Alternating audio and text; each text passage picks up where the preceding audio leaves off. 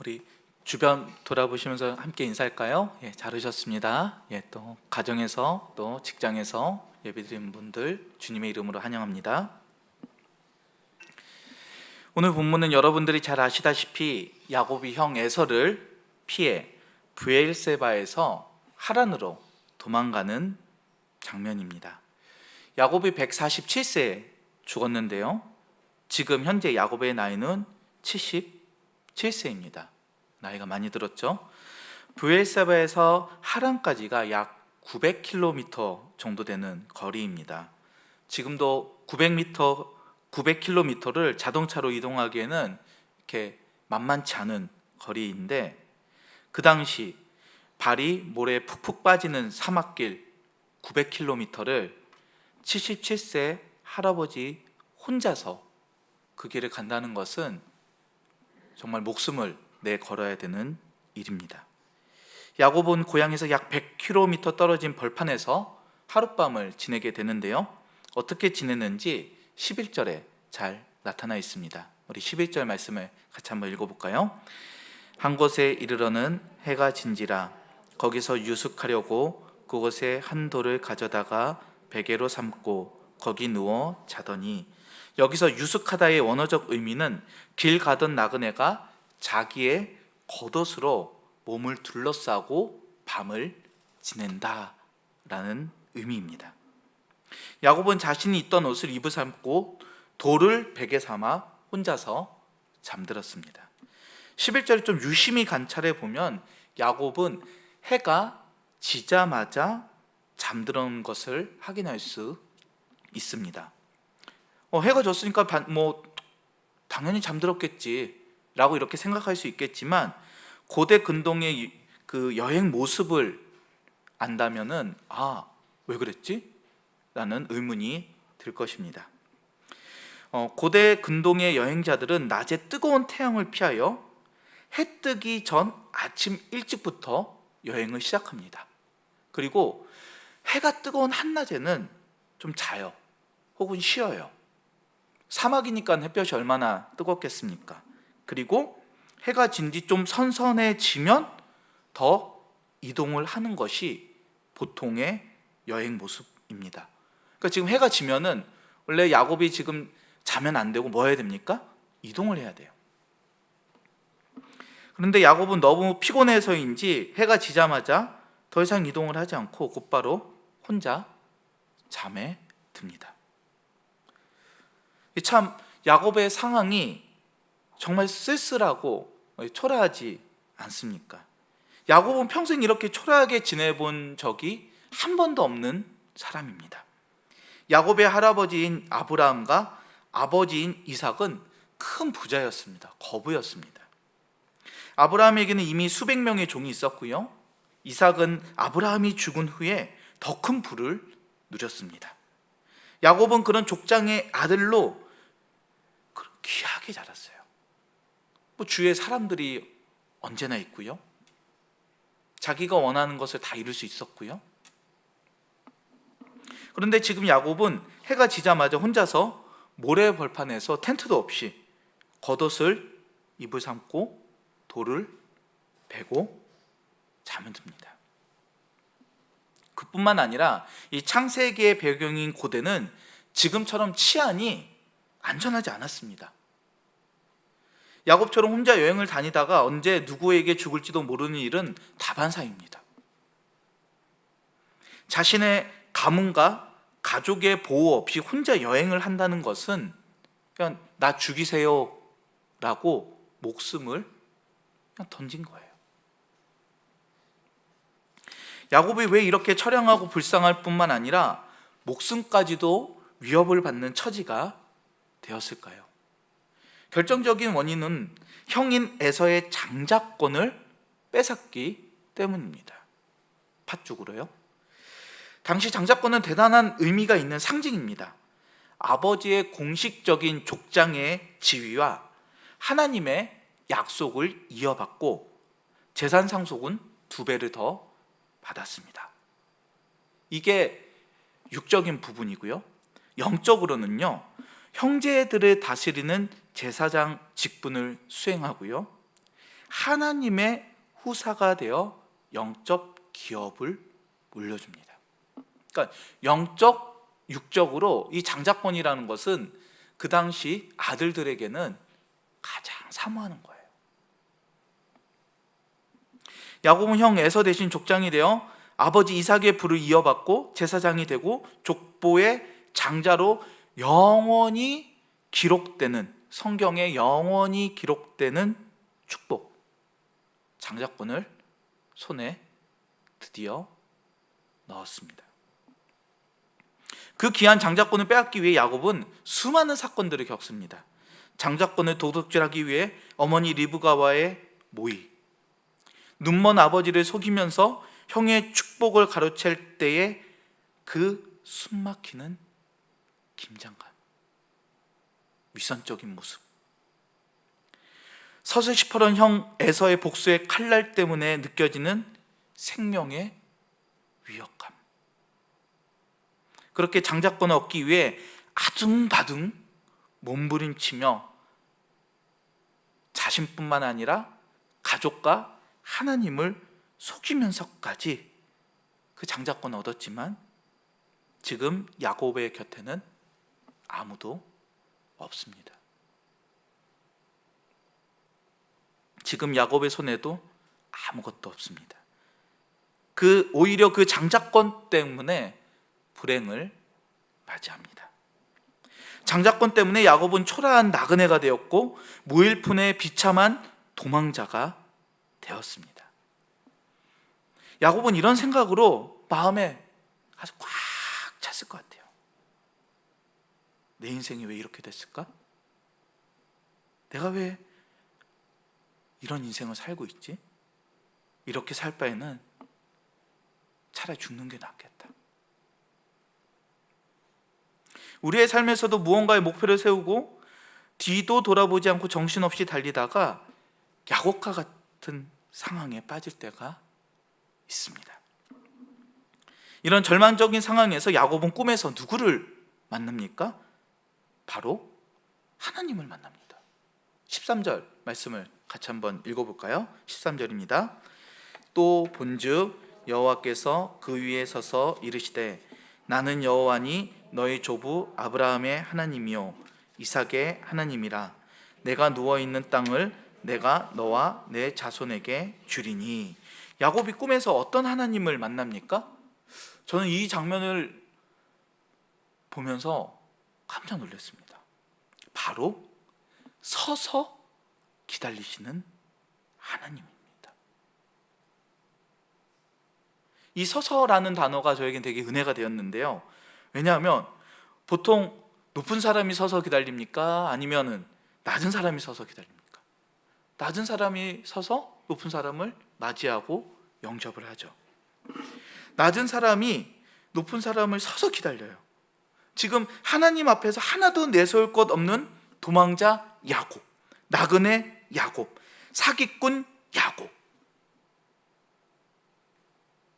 게다가 이 구약에서는 유대교 가부장적이고 권위적인 이 문화에서 전제하시고 전능하시고 존귀하시고 너무나 높으신 하나님께서 사기꾼 야곱을 서서 기다리십니다.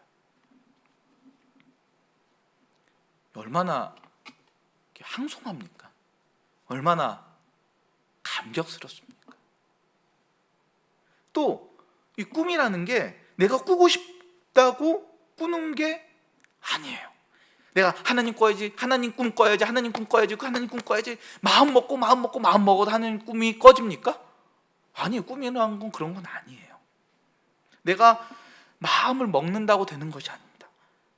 꿈을 통해 하나님께서 먼저 야곱에게 다가와 주셨고 야곱을 만나 주셨다.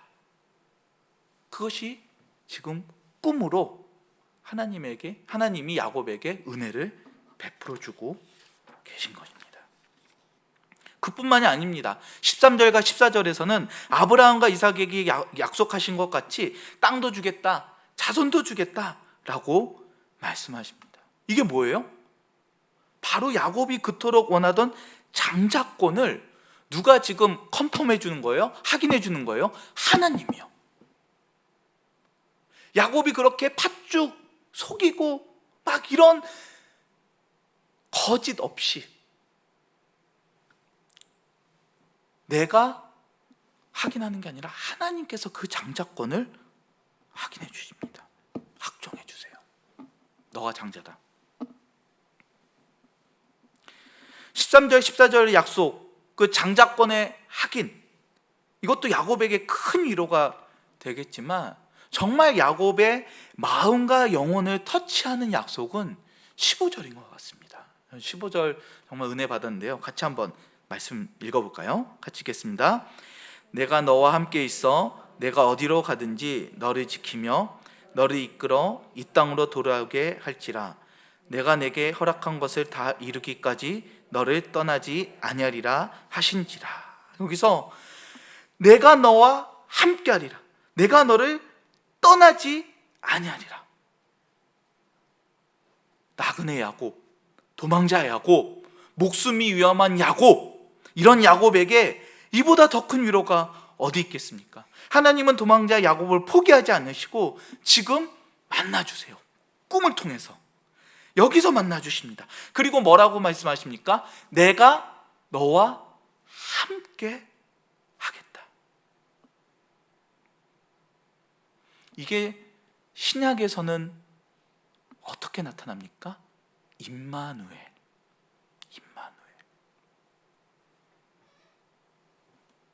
내가 너와 함께 하겠다. 신약과 구약을 간통하는 임마누엘. 야곱은 이 임마누엘의 은혜로 감격합니다. 하나님은 나를 절대 포기하지 않으시는구나. 나를 떠나지 않으시는구나. 나를 붙잡아 주시는구나. 나와 동행하시는구나.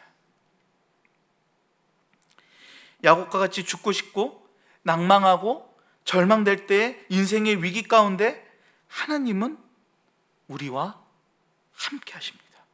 하나님은 야곱의 작은 신음을 듣고 응답하셨습니다. 삶을 살아가는 것 자체가 힘이 듭니다. 건강 때문에, 자녀 때문에, 관계 때문에 인생이 무너진 거, 또 포기하고 싶고 좌절하고 싶습니다. 그렇지만 중요한 건 무엇입니까? 내 자신을 내가 포기할지라도 하나님이 나를 포기하지 않으세요. 나를 떠나지 않으십니다. 오히려 천지를 지으신 우주 만물의 주인이신 하나님께서 나를 어떻게 기다리십니까? 서서 기다려 주십니다. 야곱은 나를 버리지 않으시고 찾아와 주신 임마누엘의 하나님께 큰 위로를 받습니다. 큰 은혜를 받습니다. 야곱은 아침에 일찍 일어나 베개로 삼았던 돌을요, 기둥으로 세우고 그 기둥에 기름을 붓습니다. 그리고 20절과 21절과 같이 하나님께 서원합니다. 같이 한번 읽어볼까요? 야곱이 서원하여 이르되 하나님이 나와 함께 계셔서 내가 가는 이 길에서 나를 지키시고 먹을 떡과 입을 옷을 주시어 내가 평안히 아버지 집으로 돌아가게 하시오면 여호와께서 나의 하나님이 되실 것이오. 20절에 보면 하나님께 서원을 합니다. 근데 조건을 걸어요. 조건을 달아요. 어떤 조건입니까? 하나님께서 이 길에서 나를 지켜주시면 나의 하나님이 되신다는 거예요. 떡과 옷을 주시어서 평안히 아버지 집으로 되돌아오게 하시면 하나님이 되신다는 거예요. 그럼 생각해 보십시오. 만약에 하나님께서 길에서 지켜주지도 않으시고 떡과 옷도 주시지 않고 집으로 못 돌아오게 하시면 하나님이 아니십니까? 형과 아버지와 거래한 야곱은 하나님과도 지금 밀당을 하고 거래를 하려고 합니다. 지극히 자기 중심적이죠. 이기적인 소원이죠. 저는 아마 이런 이기적이고 자기 중심적인 소원, 야곱의 말을 옆에서 듣고 있었다면 이랬을 것 같아요. 이 사기꾼 같은 야곱아, 야, 형도 속이고 아버지도 속이고 이제는 하나님도 속이려고 하냐? 야, 정신 좀 차려라. 전 이렇게 얘기할 것 같아요. 하나님은 야곱을 그렇게 대하지 아니하십니다. 여러분도 다 아시겠지만 주님께서는 야곱을 끝까지 지켜주십니다. 야곱을 고향 땅으로 인도하십니다. 지금 야곱의 나이가 77세입니다. 77세. 이 야곱, 자신을 끊임없이 속여왔고 거짓말로 살아왔던 77세 노인의 야곱에게 하나님은 아무 잔소리 안 하시고 꾸짖지 않으시고 오히려 야곱을 긍휼히 여기시고 불쌍히 여기시고 너가 나와 밀당을 할지라도 너는 내 아들이야, 내 장자야. 저는 여기서 귀한 영적 원리 한 가지를 깨닫게 되었습니다. 내가 하나님의 은혜에 완벽하게 반응하느냐가 중요한 것이 아니라는 거예요. 야곱처럼 하나님과 밀당을 하고 그 부족하지 않습니까? 어떻게 보면 사기꾼 아닙니까? 그런데 하나님이 보시는 것은 하나님의 은혜에 반응을 하냐 하지 않느냐, 이 반응이 완벽하다, 100%다, 이게 중요한 것이 아니라 반응을 하느냐 하지 않느냐가 중요하다는 거예요. 비록 야곱과 같이 연약하고 부족한 반응일지라도 하나님은 그 반응을 하찮다라고 말씀하지 않으시고 귀하게 여기십니다. 이 코로나 이 시대 가운데 우리는 하나님께 반응을 하고 있습니까? 저도 참 되돌아보니까 코로나 된 이후에 영적으로 게을러진 부분들이 많이 있어요. 근데 오늘 이 말씀 안에서 제 자신에게 비춰보니 나는 반응을 지금 하고 있는가? 아니면 반응조차도 하지 않고 있는가? 야곱과 같이 어떻게 보면은 너무나 부족하고 비난받을 만한 반응일지라도 하나님은 거기에 응답하신다는 거예요. 사랑하는 아들아, 사랑하는 딸아, 너가 부족하고 연약할지라도 내가 내 앞에서 완전하지 않을지라도 너는 내 아들이고 내 장자고 내 딸이기 때문에 내가 너를 사랑한다. 너의 인생길을 끝까지 내가 야곱처럼 보호할 것이다, 인도할 것이다. 걱정하지 말아라. 그냥 내 앞에 반응을 보이려. 내 아버지 되신 하나님의 사랑스럽고 인자하신 이 음성이 날마다 들려지기를 주님의 이름으로 부탁드립니다. 하나님 앞에서 부족하지만 우리는 야곱과 같이 날마다 반응하며 결단해야 합니다. 그 부족한 결단과 반응과 중심을 하나님께서 보고 계시고 그 연약한 가운데 성령 하나님께서 기름 부어주실 줄 믿습니다. 이제 말씀을 마치려고 합니다. 야곱은 인생을 살아가면서 하나님과 함께 하신다, 임마누엘의 약속 계속 붙잡고 나갈 수 있었을까요? 아니에요. 흔들렸을 겁니다. 유혹도 있었을 것입니다. 또 세상을 따라갈 때도 있었을 것입니다. 근데 저는 꿈속에 이것을 떠올리며 다시 한번 임마누엘의 은혜를 누렸을 것 같습니다. 바로 꿈속에 나타난 사닥다리입니다. 사닥다리가 무엇을 의미합니까? 12절 같이 우리 한번 읽겠습니다. 꿈에 본즉 사닥다리가 땅 위에 서 있는데 또 본즉 하나님의 사자들이 그 위에 오르락 내리락 하고. 사닥다리가 어디에 있죠?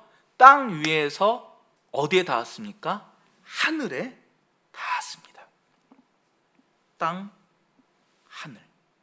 땅, 하늘만큼의 간격만큼 제약인 인간 야곱, 거룩하신 하나님, 땅과 하늘만큼의 간격만큼 떨어져 있습니다.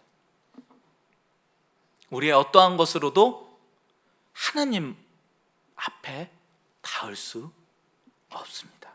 그렇지만 죄인인 인간과 거룩하신 하나님 사이에 메울 수 없는 이 간격을 무엇으로 연결되어 있죠? 사닥다리로 연결되어 있습니다. 이 사닥다리가 누구를 예표합니까? 바로 인간과 하나님을 연결하실 수 있는 분, 중재하실 수 있는 유일한 분, 오직 우리 구주 예수 그리스도인 줄 믿으시기 바랍니다. 우리가 아무리 하나님 앞에 나가려고 해도 몸부림치고 결단하고 마음 먹어도 안 돼요. 그런데 우리가 아무리 몸부림치고 내 힘으로만 그치지 않는 것, 그것이 무엇입니까? 바로 예수 그리스도, 땅과 하늘, 죄인과 하나님을 연결해주고 중보해주시는 예수 그리스도 때문에 우리가 하나님 앞에 은혜를 입을 수 있는 것입니다. 완전하신 하나님 앞에 나가며 힘을 얻고 다시 한번 위로받으며 다시 한번 일어날 수 있는 것이 바로 사닥다리 대신 예수 그리스도, 나의 중재자 대신 예수 그리스도, 나의 죄를 위해서 피 흘려주신 십자가의 보혈입니다. 오늘 이 시간 이 찬양을 부르면서 저는 오늘 설교를 마무리하고 싶은데, 주의 보좌로 나아갈 때입니다. 우리가 예수 그리스도의 보혈로 오직 주님의 보좌 앞에 나갈 수 있음을 고백하면서 이 시간 찬양했으면 좋겠는데요, 오늘 이러한 마음으로 같이 기도하는 마음으로 간절히 고백했으면 좋겠습니다. 주의 보좌로 나아갈 때에